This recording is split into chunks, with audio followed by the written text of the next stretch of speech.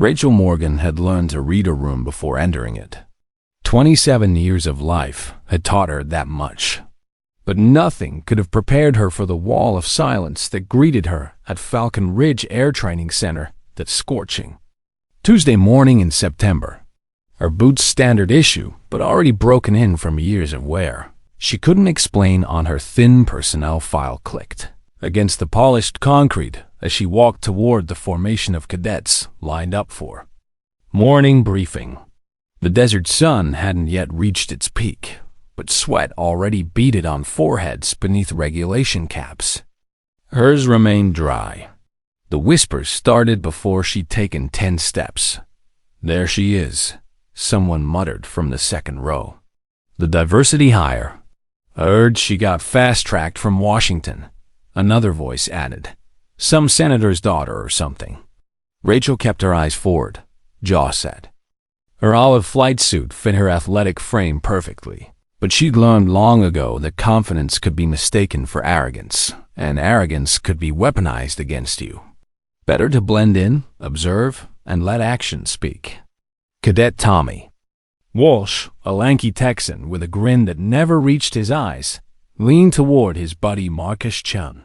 $20 says she washes out before Halloween." "You're on," Marcus whispered back. "Though I give her until the first simulator session. Paper pilots always crack under pressure." The term paper pilot hit Rachel like a physical blow, though she didn't flinch.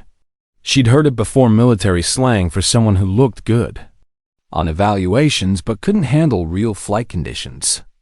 The assumption stung because it was both completely wrong and impossible to disprove with words. Captain Bradley Forrester stood at the front of the formation, clipboard in hand, aviators reflecting the morning light. He was everything central. Casting would order for a flight instructor. Square jaw, graying temples, voice that could cut through jet engine noise. When he called roll, her name came last. "Morgan, Rachel." "Present, sir." He paused, stunning her with the expression of someone examining a puzzle piece that didn't quite fit. "You're bunking in Charlie Bay, rack 14. Try to keep up." The dismissal in his tone was subtle but unmistakable. Around her, other cadets received briefing packets, schedule adjustments, encouragement. She got directions to a bed. After formation dispersed, Rachel found herself walking alone toward the barracks. The desert stretched endlessly beyond. Base's perimeter, heat shimmer creating phantom lakes on the horizon. She'd seen similar mirages before, in places her file claimed she'd never been. Her assigned rack was in the far corner, near a window that offered a view of the maintenance hangars. Perfect for someone meant to be overlooked. As she unpacked her sparse belongings, regulation uniforms, a few personal items, and a small black notebook she kept wrapped in cloth, the conversation from the nearby bunks continued as if she weren't there. "I heard she doesn't even have a college degree," Tommy was saying. "Just some community college credits and a recommendation letter from God knows where." "Maybe she's one of those military brats," suggested Jake Rivara, a former Navy mechanic with calloused hands and careful eyes. "You know, grew up on bases. Thinks she knows everything about planes." Rachel opened her notebook to a page covered in neat handwriting frequencies, call signs, and technical specifications that would have raised eyebrows if anyone had seen them. She closed it quickly and slid it into her locker behind her spare. Uniforms. That evening in the mess hall, she sat alone at a corner table, methodically eating regulation meatloaf while listening to conversations flow around her like water around a stone. The other cadets discussed everything from flight theory to weekend plans, but the energy shifted whenever someone noticed her listening. She was used to being underestimated. What bothered her was the casual cruelty of it, the way Tommy and his crew talked about her, like she was a training obstacle rather than a person. They'd nicknamed her Token within hours of her arrival, and the name stuck like aviation fuel on skin. "Hey, Token," Tommy called out as she was clearing her tray. "You ever actually been in a cockpit, or is this all going to be new for you? The mess hall quieted. 40 pairs of eyes turned toward her, waiting for a reaction that would either confirm their assumptions or give them new ammunition. Rachel met Tommy's gaze steadily. "I'll manage." She walked away before he could respond, but his laughter followed her into the hallway. Later, lying in her narrow bunk and staring at the ceiling, she listened to the soft sounds of the base, settling into night routine. Somewhere in the distance, a night training flight was taking off, engines climbing toward stars she couldn't see through the small window. Her fingers found the notebook again, pages filled with information that officially didn't exist. Tomorrow would bring her first simulator session, her first chance to prove she belonged here. But proving anything to people who'd already made up their minds was like trying to fly in a vacuum, technically possible, but requiring equipment most people didn't know existed. She'd been underestimated before. Sometimes that had been an advantage. Other times it had nearly gotten people killed.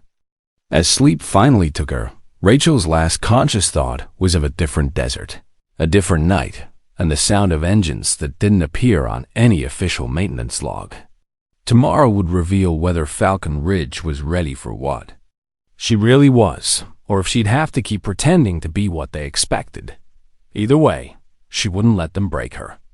She'd survived worse than cruel nicknames and knowing looks. The question was whether they could survive the truth about who they'd really invited into their pristine training program. The notebook slipped from her fingers as she drifted off, falling open to a page marked with a single word written in red ink: classified.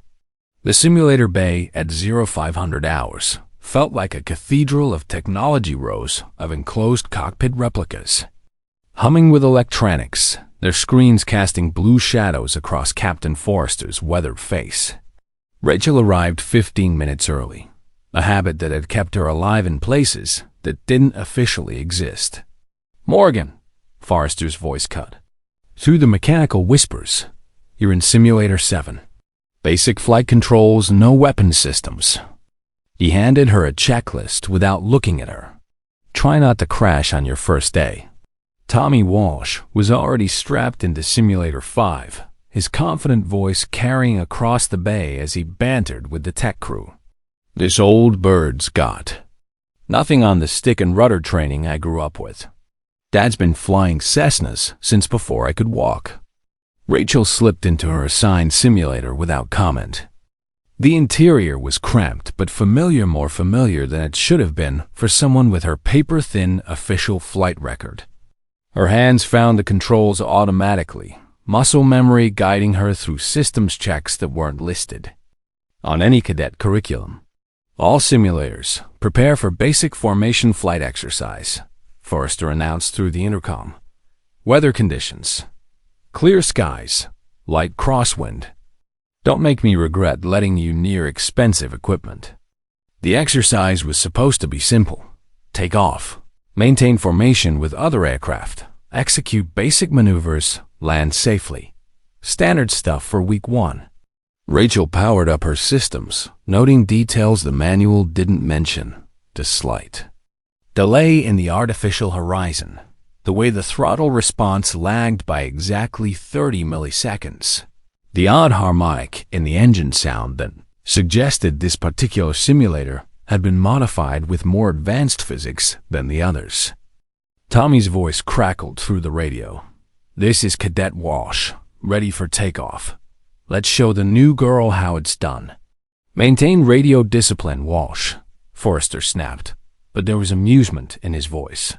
Rachel checked her instruments one final time, then keyed her mic. "Simulator 7 ready." The digital runway stretched ahead, heat shimmer effects adding realism to the simulation.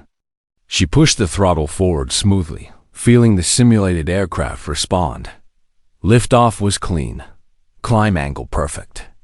Around her, she could hear other cadets struggling with basic coordination, overcorrecting, fighting the controls, letting nerves override training. "Formation up on heading 270, came the instruction. Rachel banked left, settling into position behind and slightly to the right of Tommy's aircraft. Through her simulated canopy, she could see his digital plane wobbling as he tried to maintain steady flight while looking around for her. "Where's Token?" Tommy's voice came through clearly. "Did she stall out already?" "Maintain formation discipline," Forrester warned. But Rachel caught something else in his tone: curiosity. She glanced at her tactical display and realized she was flying in Tommy's blind spot, a position that required precision most cadets took months to master. "I'm here," she said simply, pulling alongside him. Tommy's head whipped around in his simulator, and she could imagine his surprise at finding her maintaining perfect position. The formation exercise continued for 20 minutes. Basic turns, altitude changes, approach patterns. Rachel flew like the aircraft was an extension of her nervous system, making corrections before the simulation could drift, anticipating turbulence. That wasn't in the program parameters. Beside her, Tommy grew increasingly agitated as his own performance seemed clumsy by comparison. "Okay, final approach," Forrester announced. "Landing pattern Alpha. Watch your spacing." This was where most cadets struggled. Transitioning from formation flight to individual landings required timing, patience, and spatial awareness that took practice to develop. Rachel waited for Tommy to begin his approach, then followed it. The correct interval. Tommy came in too steep, corrected too late, bounced twice, before settling onto the digital runway with a jarring thud that would have blown tires on a real aircraft. The simulator marked his landing as acceptable with cautions. Rachel's approach was textbook perfect. Glide slope smooth, airspeed steady, touchdown so gentle, the simulation barely registered impact. The computer marked it simply as excellent. When the exercise ended and canopies raised, Rachel found herself surrounded by curious stares. The other cadets climbed out of their simulators comparing experiences, but conversations died when they looked her way. Tommy approached, his confident demeanor slightly dented. "Lucky first run, Token, but sim time isn't the same as real flight hours." "No," Rachel agreed quietly. "It's not." Forrester appeared at her shoulder, clipboard in hand, studying the printout of her performance metrics. His aviators reflected her image back at her, but she caught him frowning at something on the paper. "Morgan, stay behind." "Everyone else, debrief in classroom C." As the other cadets filed out, their voices rising with post-flight adrenaline, Rachel remained by her simulator. Forrester continued studying the printout, occasionally glancing at her with an expression she couldn't read. "These scores," he said finally. "They're unusually high for a first-timer. Is that a problem, sir?" "That depends." He folded the paper and tucked it into his clipboard. "Where exactly did you learn to fly, Morgan? And don't tell me Microsoft." "Flight simulator." Rachel met his gaze steadily. "Small airports, sir. Weekend instruction. Nothing formal." It wasn't technically a lie. Some of the most dangerous runways in the world could be described as small airports if you were creative. With definitions. Forrester studied her for a long moment, then nodded slowly. "Word of advice, Morgan. Around here, it's sometimes better to be good than to be too good. Understand?" The warning was clear, even if the reasoning wasn't. Rachel nodded. "Yes, sir." As she walked toward the classroom, she could hear Tommy's voice echoing from inside. "I'm telling you, something's not right about her. Nobody flies like that on their first try. She's either been lying about her experience or ... double quotes, or what?" Another voice asked. "I don't know, but I'm going to find out." Rachel paused outside the door, hand on the handle. Through the small window, she could see Tommy gesturing animatedly while other cadets listened with varying degrees of interest. She recognized the look on his face. She'd seen it on the faces of investigators, suspicious officers, and people who'd made the mistake of digging too deep into backgrounds that were meant to stay buried. Tommy Walsh had just declared war on her. The only question was whether he understood what he was really fighting. She opened the door and walked in, taking a seat in the back row. The conversation stopped, but the tension remained, thick as desert heat. Tomorrow would bring new challenges, new opportunities for her to either blend in or stand out. But tonight, she had research to do. Her notebook contained more than flight specifications. It held names, unit designations, and connection points. That could reveal who at Falcon Ridge might remember the classified programs that had officially never existed. If Tommy wanted to investigate her background, he was welcome to try, but he might not like what he found. More importantly, he might not survive learning what it meant to back a predator into a corner. The real training was about to begin. The maintenance hangar at 2,100 hours was supposed to be empty. Rachel had memorized the duty schedules, knew the guard rotations, understood the rhythm of Falcon Ridge's nighttime heartbeat. But as she slipped between the shadows of parked aircraft, she wasn't alone.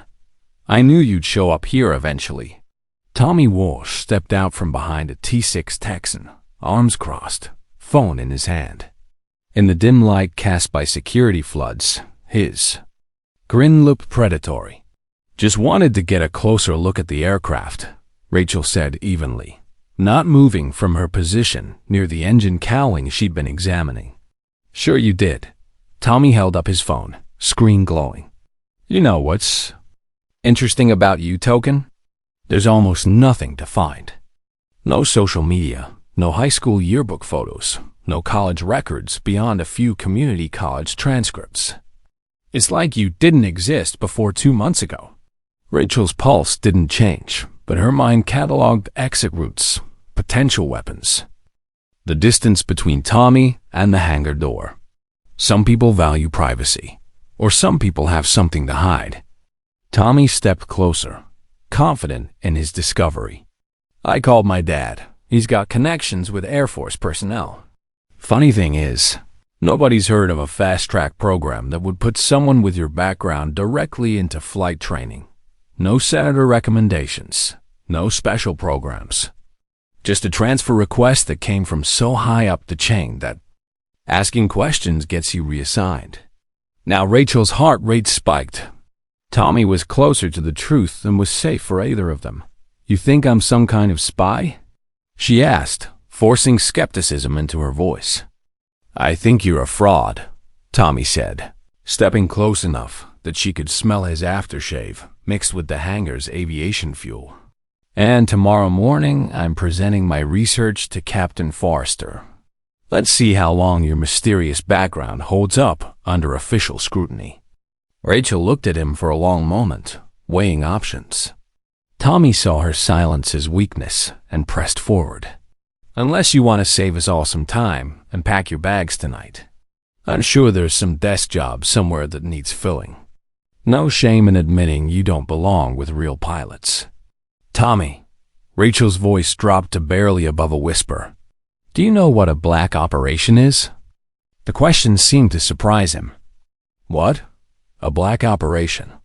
Military missions that are classified beyond top secret. Projects that don't exist on paper, conducted by personnel who officially aren't there." She stepped closer, and something in her movement made Tommy unconsciously step back. Sometimes people who work those operations need new identities afterward. New backgrounds, new lives. Tommy's confident expression wavered. "You're bluffing. 3 years ago, there was an incident over the Hindu Kush Mountains. A transport aircraft carrying sensitive equipment went down in hostile territory. 2 hours later, satellite imagery showed the wreckage burning completely destroyed. No survivors. But the black box data suggested someone had managed a controlled evacuation before the crash. The hangar seemed to grow quieter around them." Tommy's hand tightened on his phone. "The pilot of that aircraft," Rachel continued, her voice steady as stone, "was listed as Kier. Full military honors, flag presentation to next of kin.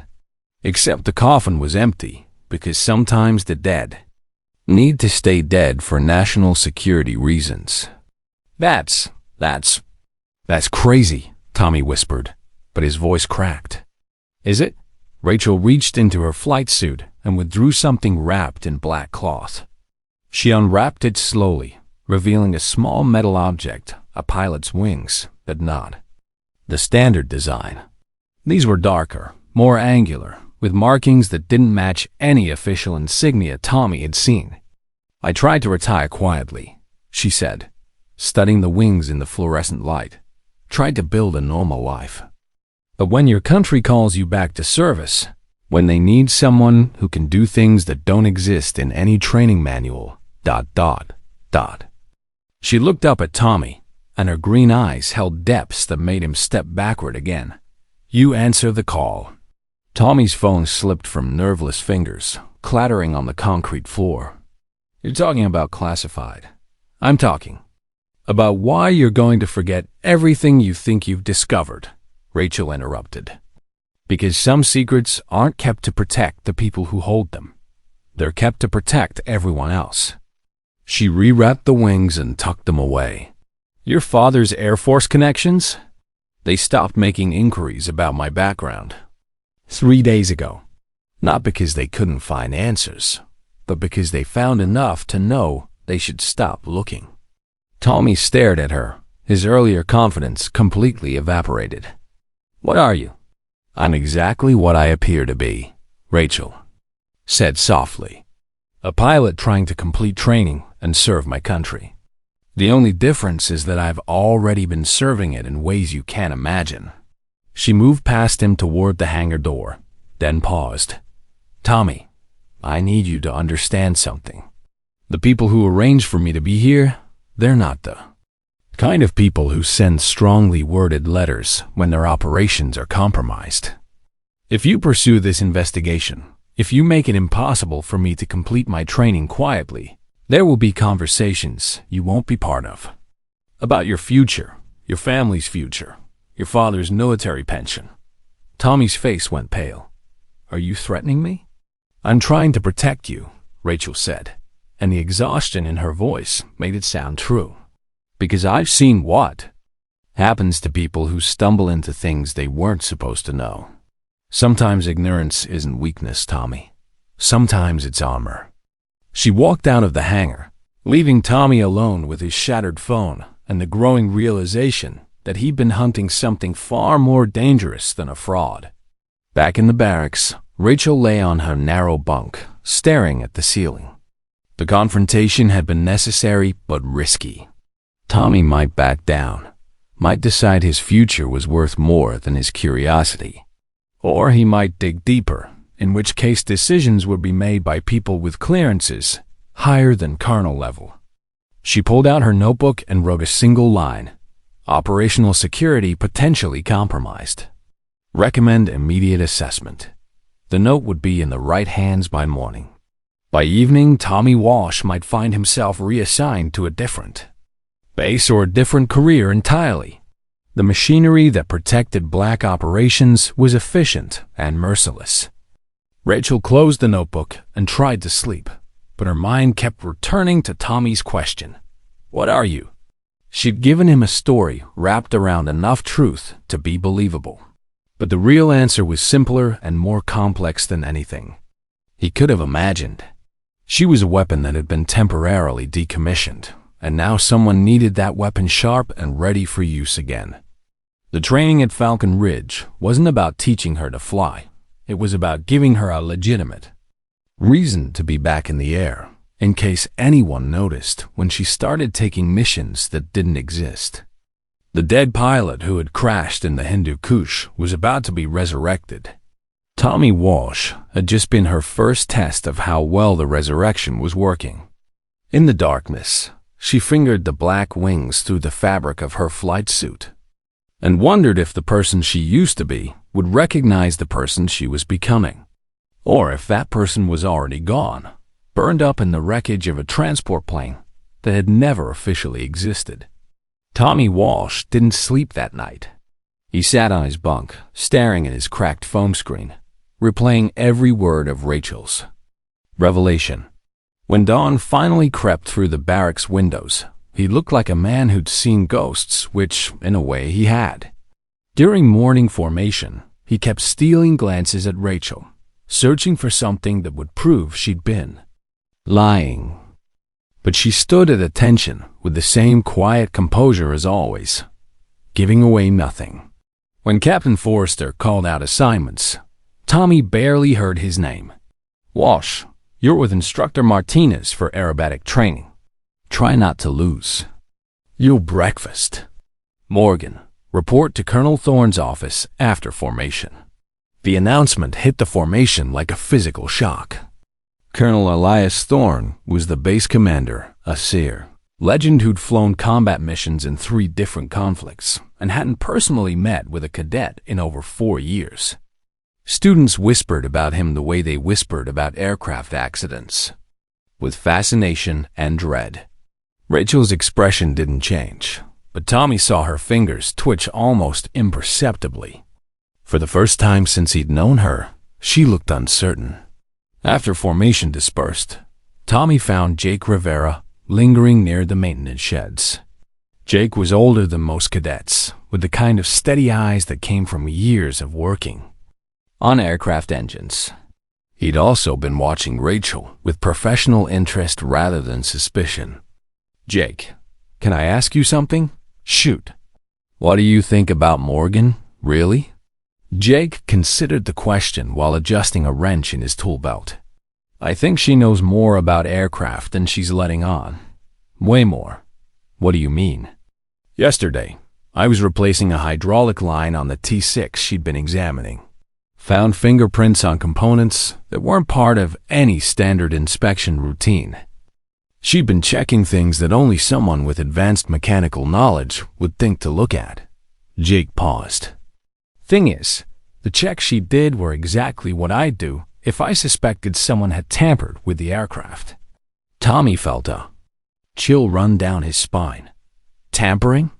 Could be nothing. Could be paranoia from someone who's seen too much go wrong. Jake met Tommy's eyes. Or it could be someone who knows the difference between normal wear and sabotage. Before Tommy could respond, Marcus Chun jogged up to them, slightly out of breath. "You guys hear what happened to Rodriguez? What about him?" Tommy asked. "Got reassigned. Middle of the night. Apparently, there was some issue with his security clearance, something about his family having undisclosed foreign contacts. He's being transferred to a desk job in New Mexico." Tommy's blood turned to ice.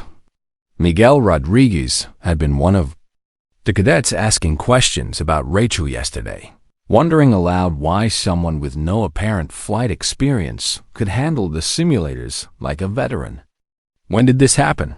Jake asked. His bunk was empty this morning. Left a note saying he got orders at 0200 hours. Marcus shook his head. "Weird timing, right? I mean, his clearance was fine when he got here." Tommy excused himself and walked quickly toward the communications building, his mind racing. Rodriguez reassigned overnight. His own father's Air Force contacts suddenly going quiet.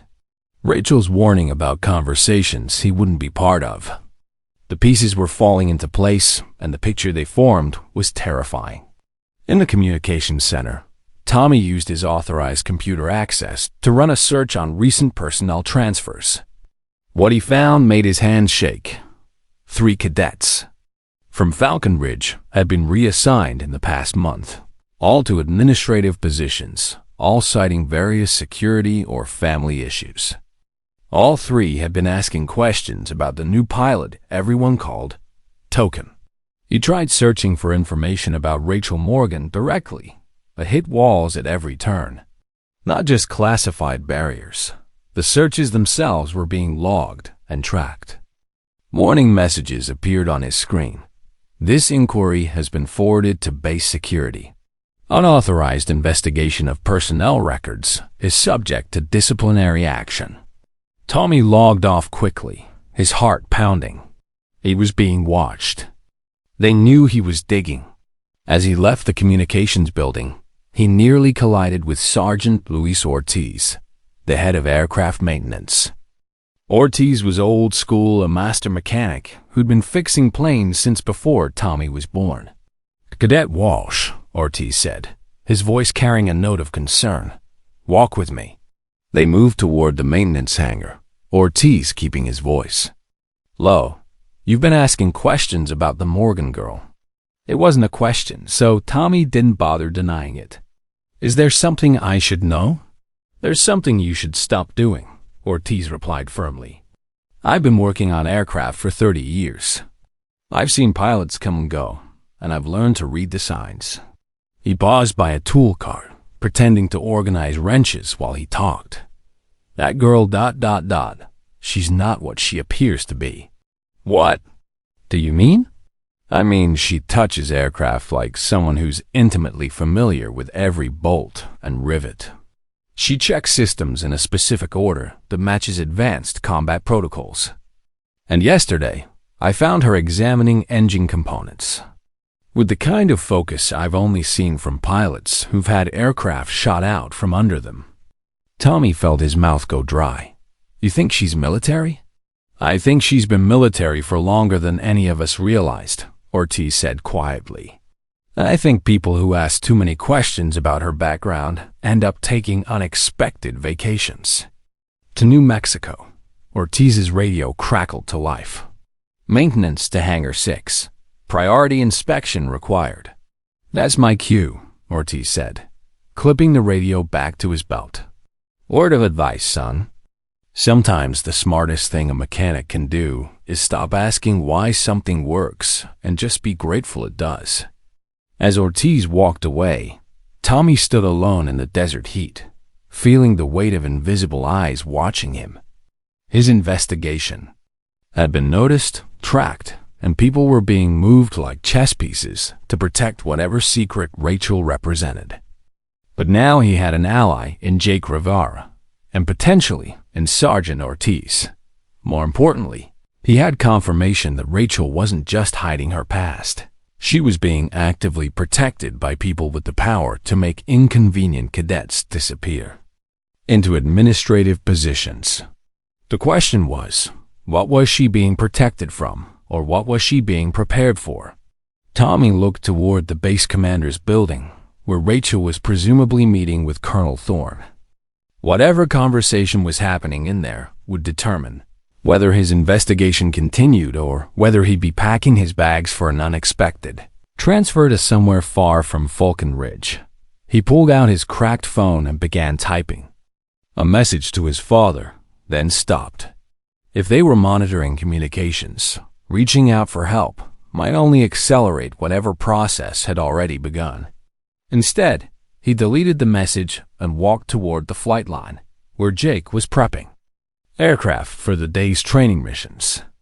If Rachel was who he suspected she was, then the real test wouldn't be her performance in simulators.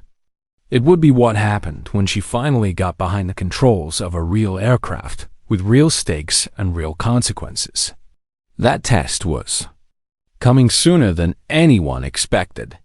The aircraft assigned to Rachel for her first solo evaluation flight wasn't the standard T-6 Texan trainer. It was an older, meaner-looking bird parked away from the main flight line, a plane that seemed to absorb desert sunlight rather than reflect it. Colonel Thorne stood beside the aircraft at 0630 hours, his weathered face unreadable behind aviator sunglasses. He wasn't holding a clipboard or training manual. Instead, his hands were empty, patient, as if he'd been waiting for this moment for a very long time. Rachel approached across the tarmac, her boots clicking against concrete still cool from the desert night. She'd expected this confrontation eventually, but not so soon. Tommy Walsh's investigation had accelerated the timeline.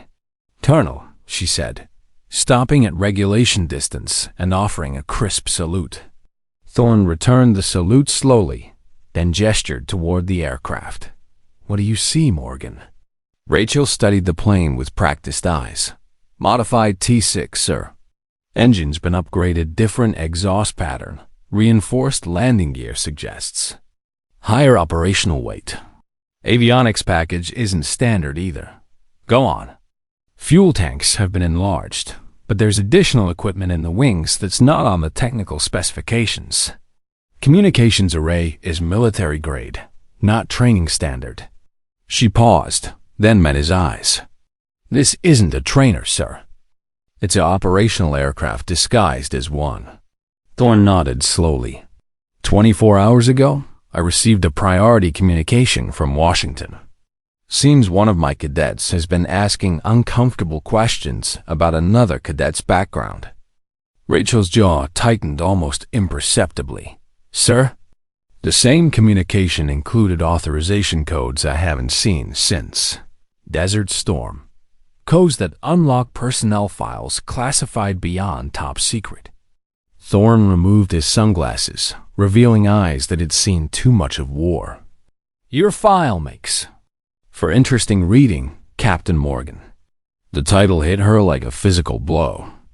After 3 years of careful anonymity, of building a civilian identity from scratch, someone had finally connected the dots. I'm not sure what you mean, sir. Captain Rachel Wraith Morgan. Call sign earned during Operation Blackwing. Classified. Mission over Afghanistan.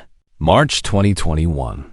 Pilot of the stealth transport that officially crashed with all hands, but somehow managed to evacuate 2 critically wounded operatives from behind enemy lines before the aircraft was destroyed. Rachel stood perfectly still, but inside she was calculating exit strategies, wondering how much Thorne really knew and who else had access to her real file. The mission reports are fascinating reading, Thorne continued, especially the part about how you kept that transport flying for 47 minutes after taking an RPG hit that should have brought it down immediately. The part about how you managed a dead stick landing in mountainous terrain in darkness while under hostile fire. That mission is classified, sir, which is why Captain Rachel Morgan died in that crash, Thorne said softly. And why cadet? Rachel Morgan appeared at a civilian flight school 6 months later, with just enough documented history to seem legitimate. Rachel finally spoke, her voice steady despite the circumstances. What do you want from me, Colonel? Thorne gestured toward the modified aircraft. I want to see if 3 years of playing dead have dulled your skills. Because in approximately 72 hours, we're going to need Captain Morgan's capabilities, not Cadet Morgan's carefully constructed mediocrity. The mission briefing took place in a secure room beneath the base operations center. The walls were lined with equipment Rachel recognized: signal intelligence gear, satellite communication arrays, and tactical displays that showed real-time intelligence from conflict zones around the world. 6 months ago, a weapons convoy went missing in the Syrian desert. Thorne began, pointing to a map covered with red zones. Intel suggests the cargo was chemical weapons components, likely bound for terrorist groups operating in the region. Rachel studied the map, noting terrain features, known hostile positions, and potential flight corridors. Why hasn't this been handled through normal channels? Because the convoy was being transported by a group with connections to several foreign intelligence services. Any official military response would create international incidents we can't afford. Thorne switched to another display showing satellite imagery. However, a private pilot conducting geological surveys in the region might be able to gather intelligence without triggering diplomatic alarms. And if that private pilot encounters hostile forces? Thorne's smile was grim. Then, it would be unfortunate if she had to defend herself using skills that officially don't exist. Rachel absorbed the implications. This wasn't just a reconnaissance mission. It was a black operation using a pilot who was already officially dead. If something went wrong, there would be no rescue, no official acknowledgement, no flag-draped coffin. When do I leave? 72 hours. But first, we need to make sure you're still operationally capable. Thorne nodded toward the door. That aircraft outside isn't just for evaluation, Captain. It's equipped with systems that will simulate the actual mission environment. Consider this your final exam." As they returned to the flight line, Rachel noticed Tommy Walsh watching from the maintenance hangar, his face a mixture of curiosity and concern. Sergeant Ortiz was with him. Both men focused on the unusual aircraft parked away from the standard. "Trainers, your cover identity is blown," Thorne observed, following her gaze. "Walsh has been asking questions that would make certain people in Washington very nervous. Is he a security risk? That depends on what happens in the next few days." Thorne's voice carried an edge of warning. "If he continues his investigation, if he tries to contact outside authorities, decisions will be made by people who don't share my patience for collateral damage." Rachel understood. Tommy's life now depended on his ability to let sleeping ghosts lie. But given his determination and curiosity, that seemed increasingly unlikely. She climbed into the cockpit of the modified trainer, running through systems checks that weren't in any standard manual. The aircraft responded to her touch like a familiar weapon, systems coming online with the smooth efficiency of military-grade equipment. "Radio check." Thorne's voice came through her headset. "Loud and clear, Control. Mission parameters are loaded into your navigation system. You have 45 minutes to demonstrate proficiency with advanced combat maneuvers, electronic countermeasures, and precision targeting systems." Rachel powered up the engines, feeling their modified thrust push her back into the ejection seat. This wasn't a training flight. It was a resurrection. Captain Wraith Morgan was about to fly again, whether she was ready or not. As she taxied toward the runway, she caught a glimpse of Tommy Walsh still watching from the hangar. His investigation had forced her hand, accelerated a timeline that should have remained flexible. In 72 hours, she would be flying into hostile territory with minimal support and maximum deniability. But first, she had to prove to Colonel Thorne and to herself that 3 years of hiding hadn't cost her the edge that it once made her the military's most effective ghost pilot.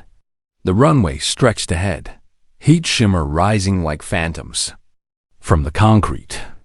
She pushed the throttle forward and felt the aircraft leap toward takeoff, climbing into desert sky that held no secrets from her anymore. The modified T-6 handled like a predator unleashed. At 15,000 feet, Rachel put the aircraft through maneuvers that would have been impossible in a standard trainer knife edge flight. Vertical climbs that pushed the engine beyond normal parameters and evasive patterns that painted invisible signatures across the sky. "Impressive," Colonel Thorne's voice crackled through her headset. "Now let's see how you handle simulated combat conditions." The aircraft's defensive systems activated, filling her displays with threat indicators and electronic jamming signatures designed to replicate hostile airspace. Rachel's muscle memory took over. She'd flown through real SAM sites, dodged actual missiles, navigated electronic warfare environments where one mistake meant death. For 45 minutes, she danced through digital threats with lethal precision. When she finally touched down, the landing was so smooth, the aircraft barely seemed to kiss the runway. Colonel Thorne was waiting by the aircraft when she shut down the engines. His expression had shifted from evaluation to something approaching respect. 72 hours, Captain," he said quietly. "Mission briefing at 0300. You'll be flying under civilian cover, but with full military support protocols." Rachel nodded, climbing out of the cockpit. The resurrection was complete. Captain Wraith Morgan was officially back from the dead. But as she walked toward the hangar, she noticed something that made her blood run cold. Tommy Walsh was gone, but Sergeant Ortiz was standing beside a black sedan parked near the maintenance building. 2 men in civilian clothes were talking to him, their posture and bearing unmistakably federal agents. Her cover wasn't just blown. It was about to become a national security incident. "Colonel," she said, nodding toward the sedan. Thorne followed, a gaze and cursed under his breath. Walsh contacted someone outside the base, probably his father's Air Force connections. What's the protocol? Damage control. The kind that makes people disappear into witness protection programs. Thorne's voice was grim. Unless we can convince them that their investigation ends here. Rachel watched as one of the agents showed Ortiz a photograph, probably her official military portrait from before Operation Blackwing. The mechanic's weathered face revealed nothing, but she could see him calculating risks, weighing loyalty against self-preservation. I need to talk to Walsh, Rachel said. Negative. You're too valuable to risk exposure to federal investigators. With respect, sir, if this investigation continues, there won't be a mission in 72 hours. They'll either arrest me or expose the entire program. Rachel met his eyes. Let me handle Tommy Walsh. I know how to make him understand the stakes. Thorne studied her for a long moment, then nodded grimly. You have 2 hours before those agents finish questioning the maintenance crew.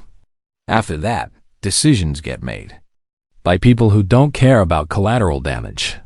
Rachel found Tommy Walsh in the base library, hunched over a computer terminal with the desperate intensity of someone running out of time. His search history was displayed on multiple browsers. Windows military personnel databases, classified aircraft programs, and news articles about missing pilots from the Afghanistan conflict. Tommy, she said quietly, taking the seat beside him. He jumped, then turned to face her with eyes that held equal parts fear and determination. They're here, aren't they? The people you warned me about. Federal investigators, yes. They're questioning Sergeant Ortiz right now. Tommy's face went pale. I didn't mean for anyone else to get involved. I just ... I had to know. What did you find? Tommy turned his computer screen toward her. The display showed a military honors website with a memorial page for Captain Rachel Morgan, killed in action during classified operations in Afghanistan.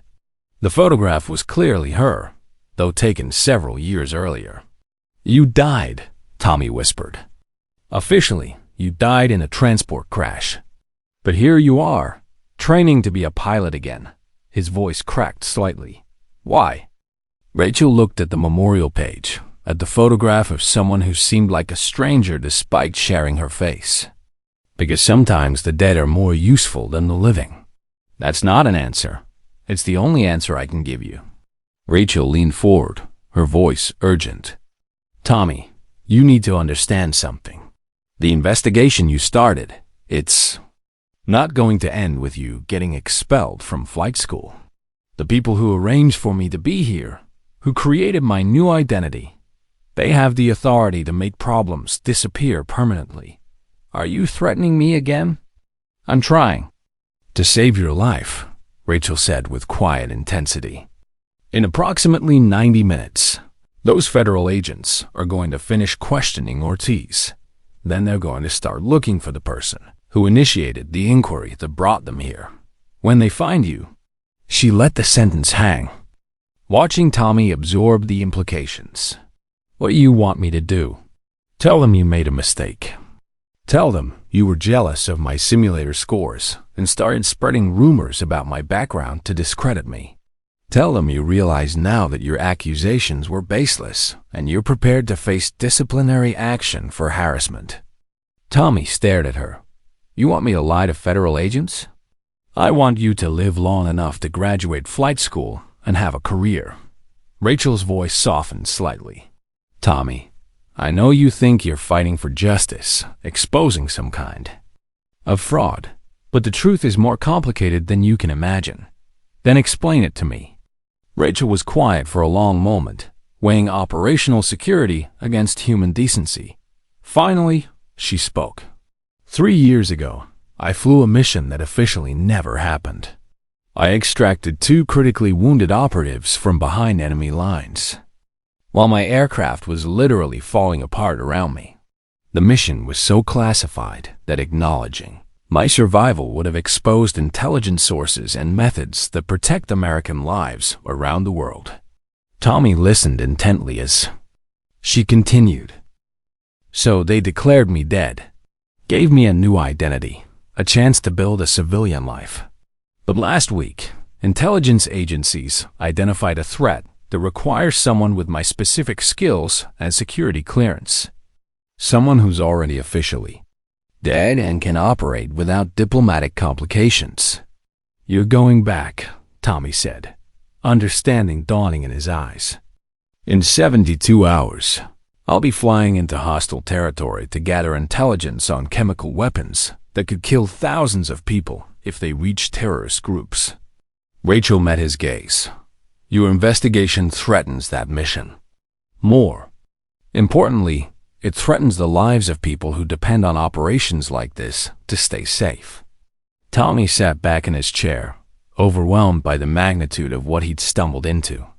I never meant ... double quotes. I know.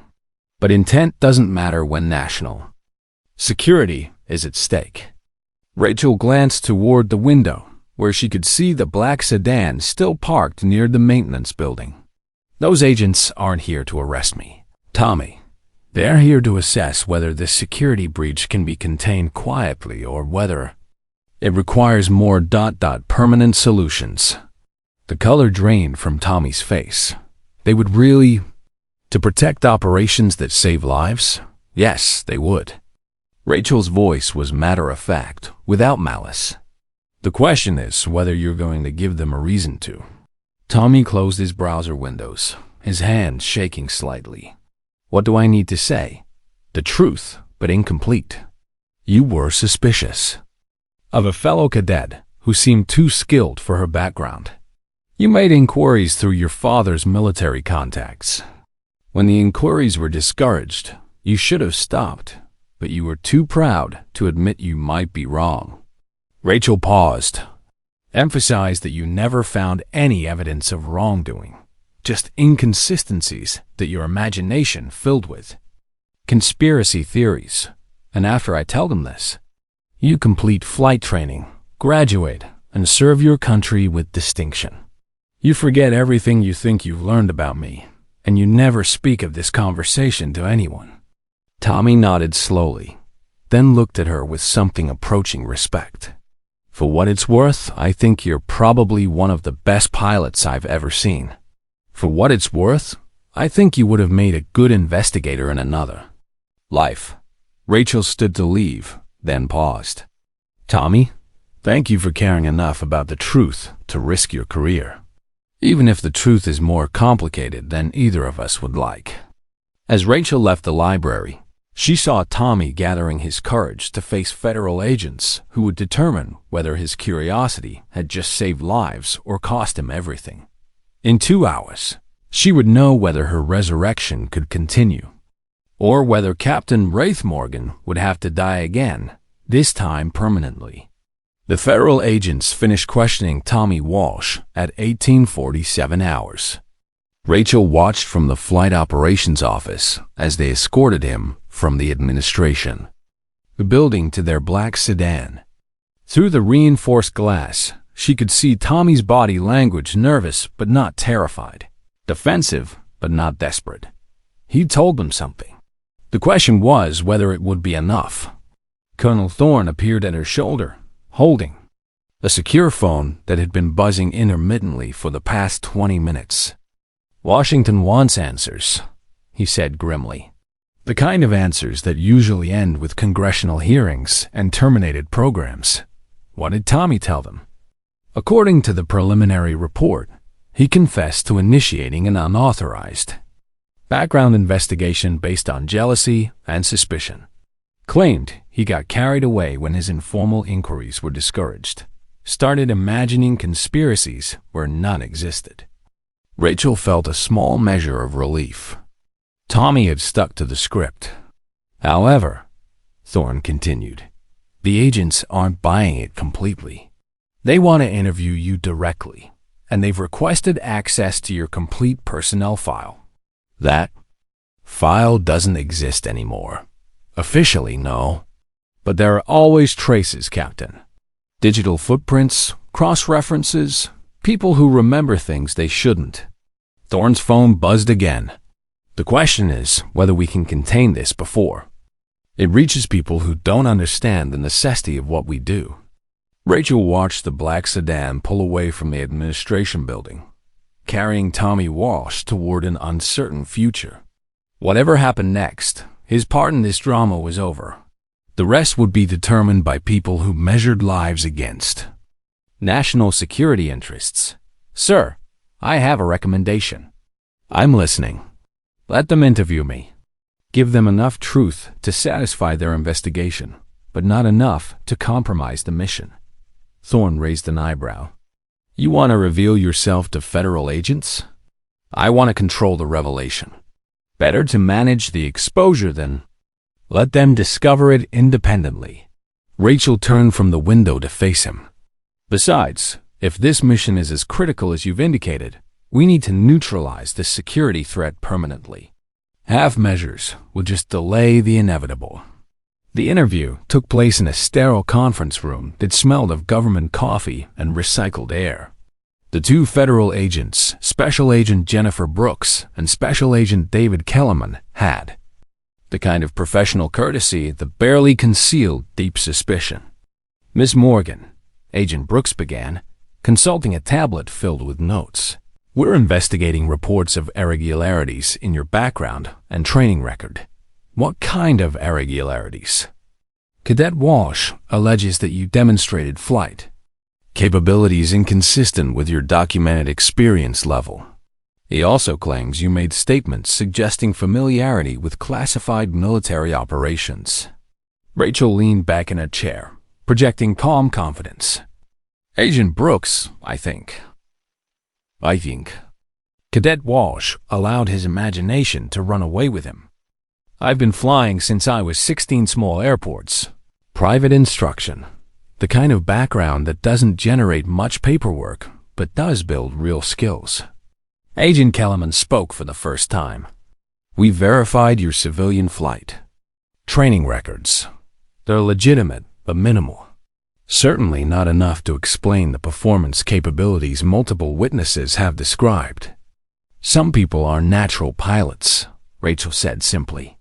I happen to be one of them. That's an interesting theory, Brooks replied, swiping to another page on her tablet. However, we've also discovered some unusual patterns in your background. Investigation. Your social security number has been reassigned within the past 3 years. Your credit history begins approximately 36 months ago. Most significantly, facial recognition software has flagged similarities between you and a deceased Air Force officer. The moment of truth had arrived. Rachel met Brooks's gaze steadily. What deceased officer? Brooks turned her tablet around, displaying the same military photograph Tommy had found. Captain Rachel Morgan, killed in action during classified operations in Afghanistan, March 2021. Rachel studied the photograph as if seeing it for the first time. I can see the resemblance, but Miss Morgan, Kellerman interrupted.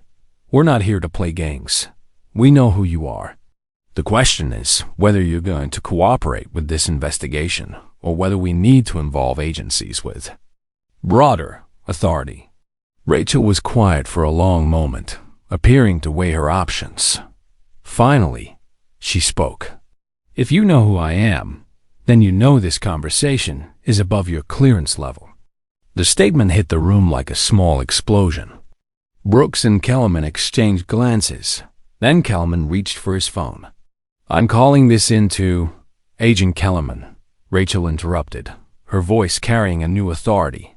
Before you make that call, I suggest you contact your field office and request guidance on handling eyes-only classified personnel. Brooks's tablet slipped from her fingers. You're saying you're still active military? I'm saying this interview is over unless someone with appropriate clearance authorization joins the conversation. The agents left the room to make phone calls.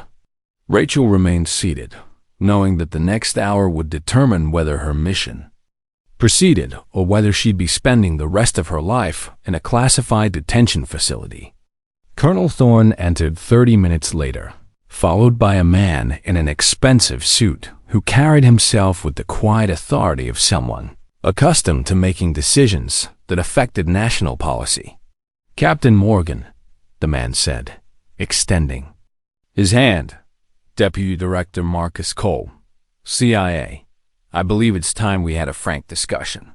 The conversation that followed lasted 2 hours and covered 3 decades of classified operations, sleeping assets, and the delicate balance between national security and individual rights.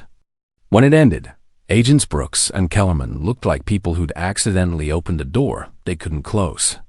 "The mission proceeds as planned," Deputy Director Cole announced. "Captain Morgan's cover identity will be maintained, and this investigation will be classified under national security protocols." "What about Cadet Walsh?" Brooks asked. "Cadet Walsh will be transferred to a different base and will sign comprehensive non-disclosure agreements. His military career will continue, but his curiosity about classified matters will be redirected." As the meeting concluded, Rachel found herself alone with Colonel Thorne and Deputy Director Cole. 48 hours, Captain," Cole said. "Your mission window opens at 0300 Saturday. Failure is not an option." "Understood, sir." Cole left without another word, but Thorne lingered. "Any regrets about coming back from the dead?" Rachel considered the question. "Ask me again when the mission's over, Colonel. And if you don't come back from this one," she smiled grimly, "then I guess I'll really be dead this time." Outside, the desert sun was setting, painting the sky in shades of amber and crimson. In 48 hours, she would be flying into hostile territory with minimal support and maximum deniability. The resurrection of Captain Wraith Morgan was complete. Tommy Walsh's curiosity had nearly destroyed everything, but it had also forced her to confront a truth she'd been avoiding. She wasn't meant for civilian life. She was a weapon, carefully forged and precisely aimed. And tomorrow she would remember why some people were willing to die officially so they could live in the shadows. The dead pilot was about to fly again. At 0300 hours on Saturday morning, Falcon Ridge Air Base existed in a state of controlled suspension. Normal operations had been quietly suspended, training flights rescheduled, and all but essential personnel granted unexpected leave. The official reason was routine maintenance and systems upgrades. The real reason was classified beyond the clearance level of anyone asking questions. Rachel stood in Hangar 12, which had been sealed and emptied except for a single aircraft that shouldn't have existed. The plane before her was unlike anything in the Air Force inventory, a sleek, angular design that seemed to absorb light rather than reflect it.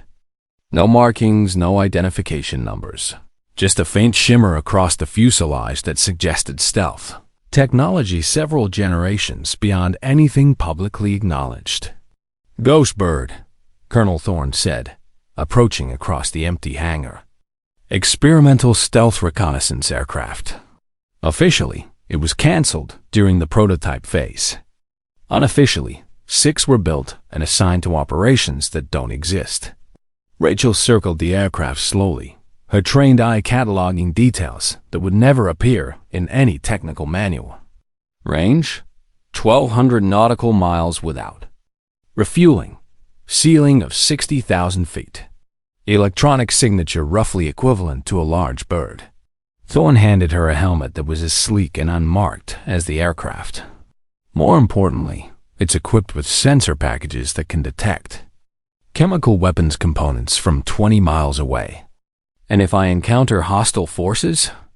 "The aircraft is unarmed, Captain. Your only defense is invisibility and speed."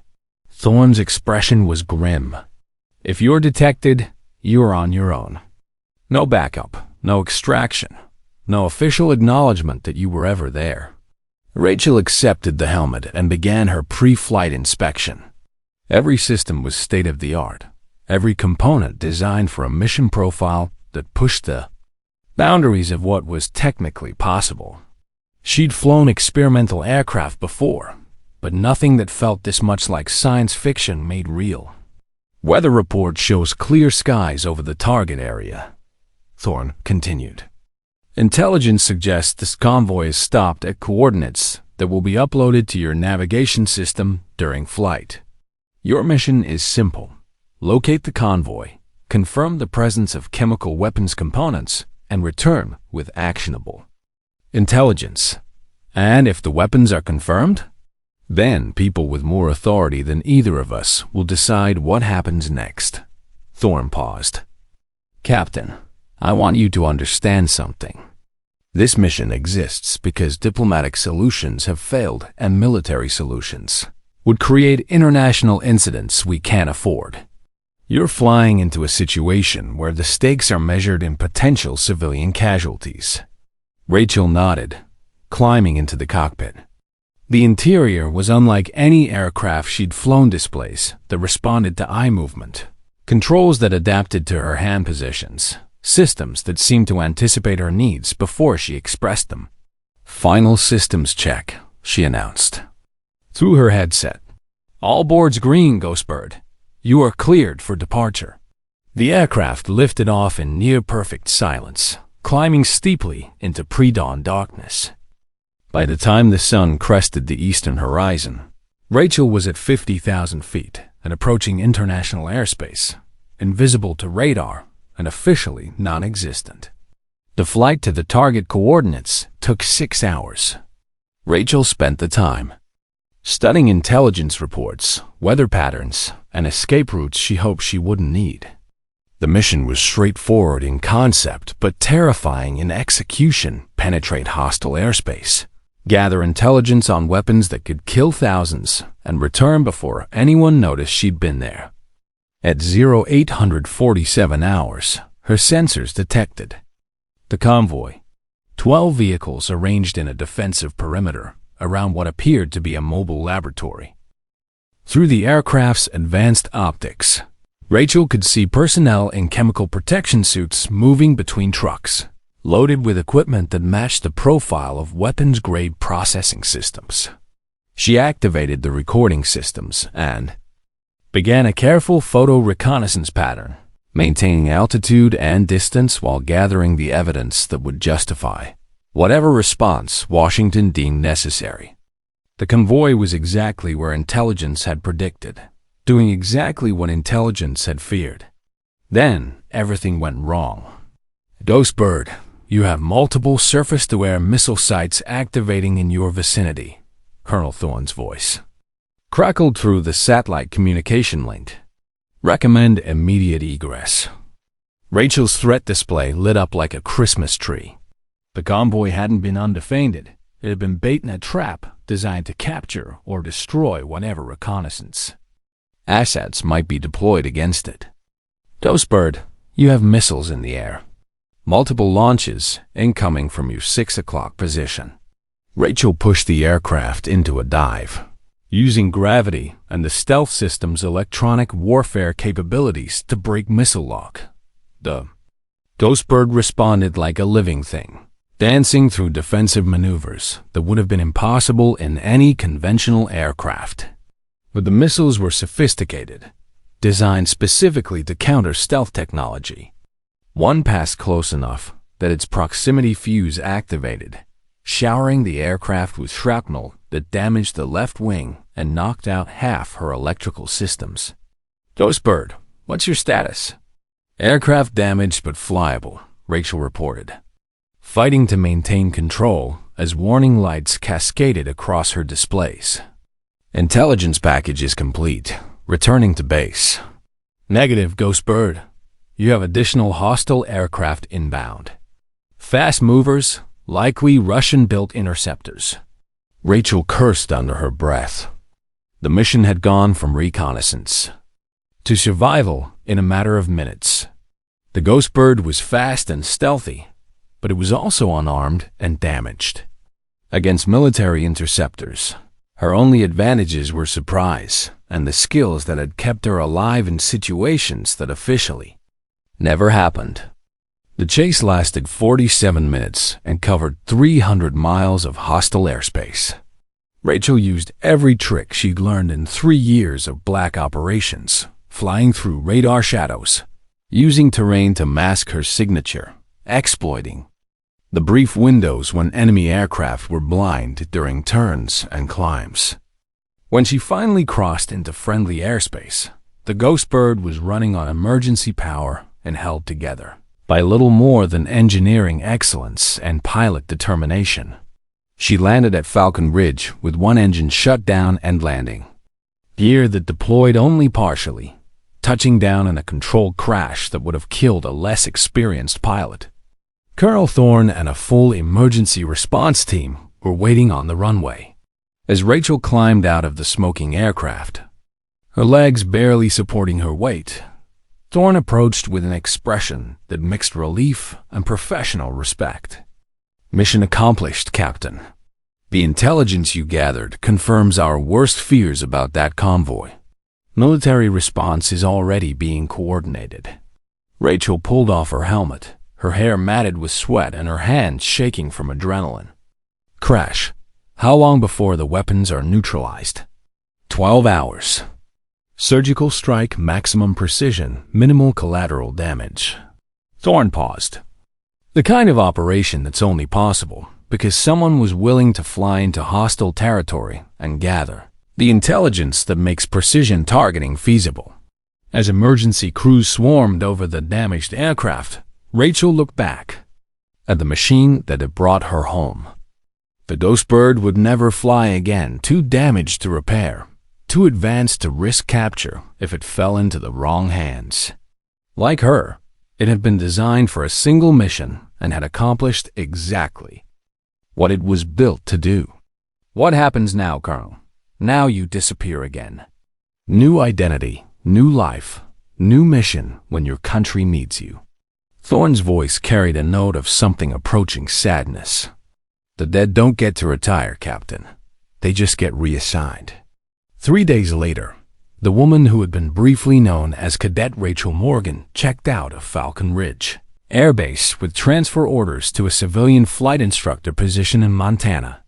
Her personnel file listed her as satisfactory but unsuitable for military aviation career track. Tommy Walsh, now stationed at a training base in Texas, never spoke of his investigation into the quiet cadet who had flown with skills that seemed impossible for her background. Sometimes, late at night, he would wonder what had really happened to the woman everyone called Token. Sergeant Ortiz, cleaning out storage lockers after the latest cadet class graduation, found a small metal object wrapped in black cloth. He examined it briefly, a set of pilot's wings, unlike any he'd seen in 30 years of military service, then placed it carefully in his personal toolbox. Some things he'd learned were meant to be remembered in silence. Colonel Thorne received a commendation for excellence in training operations and security protocols. The citation was deliberately vague, but those who knew how to read between the lines understood that Falcon Ridge had played host to something significant and classified. In the classified files of agencies that didn't officially exist, a mission report documented the successful intelligence-gathering operation that had prevented chemical weapons from reaching terrorist groups. The report listed the operation as unmanned reconnaissance, with no mention of pilots or personnel. But sometimes, at air bases around the world, maintenance crews would report strange occurrences, aircraft that moved through the night sky without transponder signals, landings that left no record in control tower logs, and the occasional sighting of a pilot whose face seemed familiar, but whose name appeared in no current personnel database. The ghost of Captain Wraith Morgan continued to fly, carrying out missions that couldn't be acknowledged by the people who ordered them or celebrated by the people they protected. She had learned to exist in the spaces between official records, a weapon so classified that even her survival was a state secret. Years later, when military historians tried to piece together the classified operations of the early 21st century, They would find gaps in the records missions that succeeded for reasons that couldn't be explained, threats that vanished without official intervention, and aircraft that performed feats beyond the capability of any pilot who officially existed. They called it the ghost flight phenomenon, attributing it to experimental technology and advanced artificial intelligence. They never suspected that some of the most critical missions in American history had been flown by a pilot who had died officially but lived on in the shadows, protecting a nation that could never acknowledge her sacrifice. Rachel Morgan, or whatever name she carried, now had found her purpose in the space between life and death, between official recognition and necessary anonymity.